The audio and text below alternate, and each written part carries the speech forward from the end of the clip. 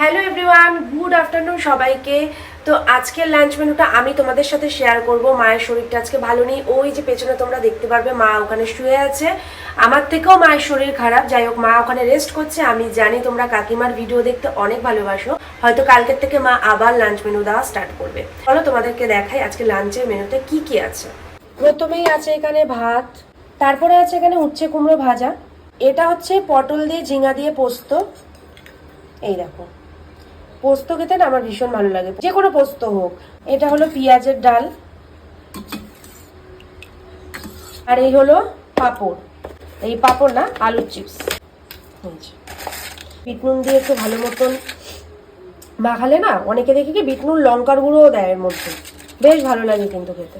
এখানে আছে দই, দেখো বরফ হয়ে গেছে, ডিপ ফ্রিজ দিয়ে বের করলাম না। এই যে এখানে আছে দই, আর এই রইলো ডিম সিদ্ধ, যেটা সিদ্ধ করা হয়ে গেছে, শুধু চোকলাটা চুলতে হবে। একটা বাবার একটা আমার। তো কেমন লাগলো আজকে লাঞ্চের মেনুটা তোমাদের অবশ্যই জানিও, আর তোমরা কে কি খেয়েছো অবশ্যই কমেন্ট করে কিন্তু জানিও। টাটা সবাইকে।